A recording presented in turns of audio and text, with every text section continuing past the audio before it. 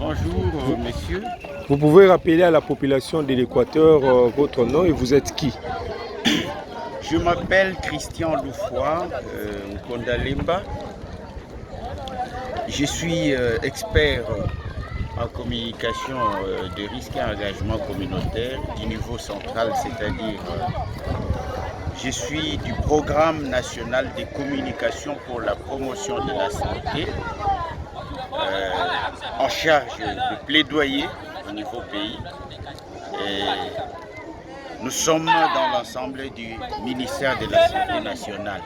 Nous venons d'assister à une activité, une grande activité de renforcement des capacités des différents acteurs dans la province de l'Équateur. Qu'est-ce que nous pouvons retenir de votre présentation comme expert? D'abord, je dois rappeler que le contexte est celui d'une étude qui est intitulée Tolom. Tolom qui signifie Tolonga Impox, qui se réalise ici à l'Équateur. Cette étude se fera sur fond d'abord de la vaccination prophylactique qui va s'organiser. Une vaccination de masse qui a pour cible 150 000 personnes des 3 zones de santé âgées d'1 année et plus. Et ça concerne les 3 zones de santé de la ville-province de Mbandaka, c'est-à-dire de la ville de Mbandaka à Lejdir, la zone de santé de Mbandaka, la zone de santé de Wangata et la zone de santé de Bolengue. Dans cette étude-là, il sera aussi focalisé une attention particulière sur une cohorte de 10 000 personnes qui seront sélectionnées parmi les 150. Le grand ensemble des 150 000 personnes qui seront vaccinées, 10 000 seront particulièrement suivies pour l'étude proprement dite sur l'innocuité et l'efficacité du vaccin LC16M8 qui sera administré en une seule dose à partir de la semaine ici qui commence. Oui, le vaccin là sera pour lutter contre quelle maladie? C'est un vaccin contre la Mpox, la variole des singes ou la variole simienne. C'est pour la Mpox justement que le gouvernement va déployer ces vaccins. Et quelle est vraiment la motivation qui vous a poussé d'opter le choix pour venir lancer ces vaccins ou cette période de vaccination à l'Équateur? La province de l'Équateur, par son écho, est une province qui a été victime de plusieurs zoonoses, des zoonoses tueuses. Il y a Ebola qui a sévi ici à l'Équateur et il y a la Mpox et tant d'autres. La Mpox dans son histoire a commencé aussi dans la province de l'Équateur ici en Afrique. Alors, c'est donc une province qui a connu de cycles et des cycles de maladies. C'est pourquoi nous avons préféré venir, comme nous l'avions fait là, de 2022 à 2023 pour Ebola. Nous sommes venus aussi avec cette vaccination prophylactique pour interrompre ces cycles de maladies dans la province. Voilà, avez-vous un message à placer à l'endroit de la population mbandakaise qui vous suit maintenant? La population mbandakaise ou de l'Équateur en général doit être très content des actions du gouvernement congolais avec des partenaires multilatéraux qui interviennent à tout moment lorsqu'il y a épidémie, lorsqu'il y a catastrophe, lorsqu'il y a un problème de santé publique ici à l'Équateur. Il n'est pas mauvais que je puisse rappeler qu'en 2020, jusqu'en 2020 et 2022, il y avait une reprise cyclique, il y avait une résurgence cyclique de la maladie à virus Ebola. Et lorsque nous avons amorcé les premiers projets là qu'on avait avec Johnson Johnson, avec les vaccins Johnson Johnson également, on a vacciné plus de 45 000 personnes ici en Mbandaka. Et depuis ce temps-là, le cycle a été interrompu. Nous n'avons plus, nous sommes en 2025 si vous comptez, c'est déjà plus de 3 ans, la maladie n'a pas ressurgi ici à l'Équateur.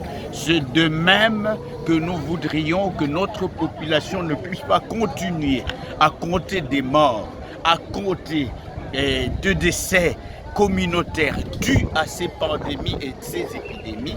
Nous avons choisi de venir encore à leur secours pour rompre la transmission de la maladie Mpox et puis résoudre ces problèmes en immunisant la communauté pour qu'il obtienne une immunité collective qui va lutter, n'est-ce pas, contre cette maladie. Nabokuse ya Lingala nini, Nabokuse penza ya Lingala nini population ya Mbandaka ya province Équateur baoki kosimba na maebino bobongisaki awa na amphithéâtre ya ISP Mbandaka.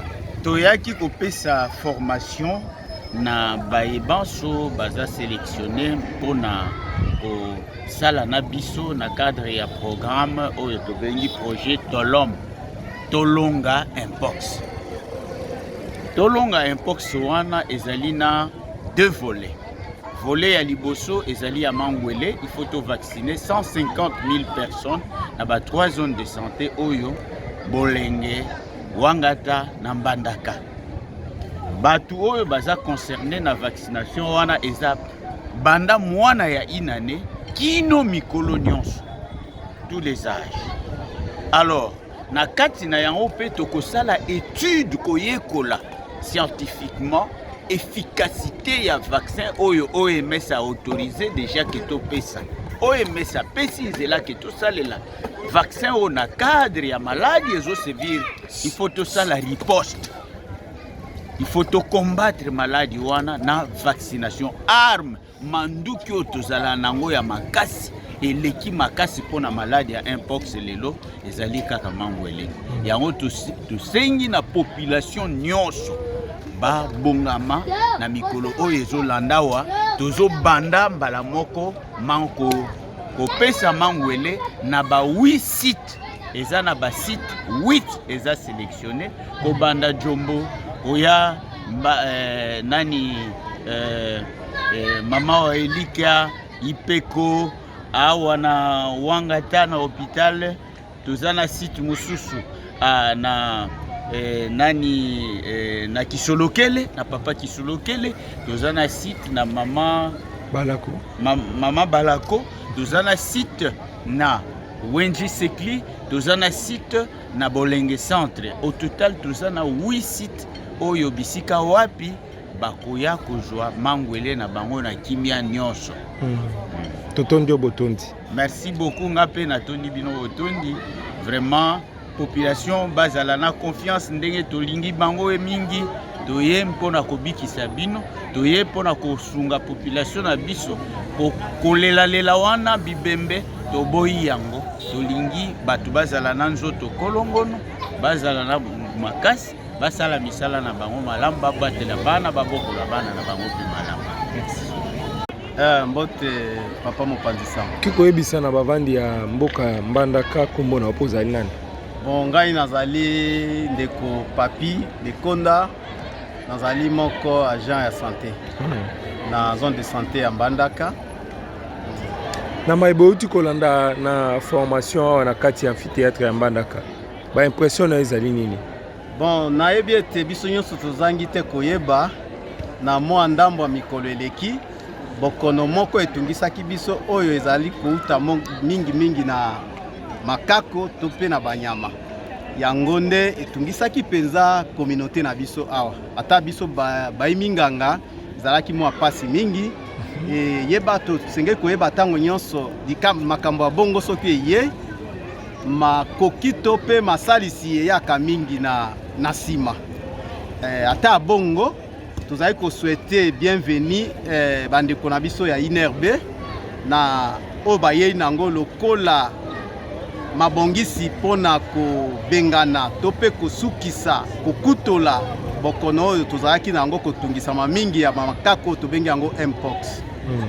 Na yango milulu ya koyekola pona kosala mosala wana esali lelo poso mibale oyo minganga mpe communauté bazali kolanda yango tango nyonso nde na sika oyo nakanisi milulu yango ekomi na suka minganga bazali deja utie bazwi mateya pe basosoli motindo nini bakoko sala yango wana nayebi ete mwasi matango mokende makambo nyonso ekobanda kotambola.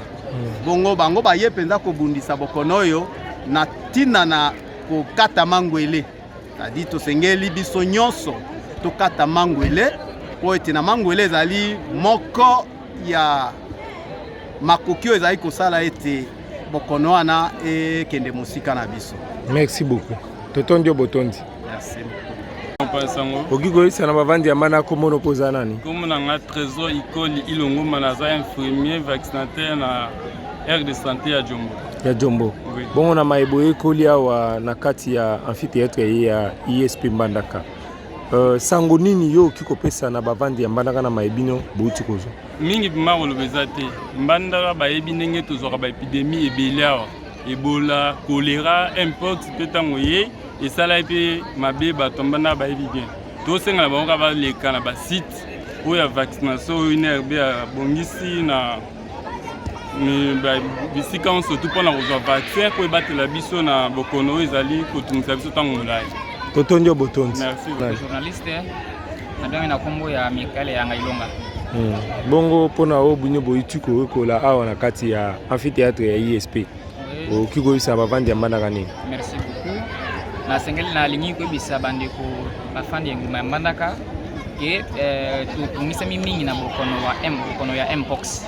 Na yango gouvernement congolais na bandeko ya Japon babongisi libiso lolenge nini tokoki komibatela mpona kozwa lisusu bokono ya mpox na nzela ya vaccination. Alors tolandi milulu ekumi presque na suka. Alors tozali komilengele na poso oyo mpona kobanda vaccination mpona komibatela. Na yango nazali koyebisa na bandeko ete basite izali na 3 zones de santé nyonso ezala ya zone de santé de Mbandaka, Wangata, Bolenge, partout basite ezali na kosenga na bandeko tango milulu ya vaccination ekobanda baleka na basite mpona kozwa vaccin mpona komibatela na bokono kwa mpox. Totondio botondi. Merci.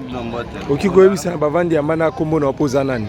Ngai na biangami na kombo Jean Paul Baongoli Mombando naza moko ya santé. Et puis kokokana na formation tozwi po ya tolome ngoli kobengana bokono wa mpox mosika na biso. Zambi tomonaki bokono bona esali mwa impact awa ezwi bato ebele tiki bango na ba complication ya miso bongo na bongo nde na lisungi ya Nzambe atindeli biso vraiment mangwele oyo esali ete soki tozwi mangwele wana ekobengana bokono mosika na biso.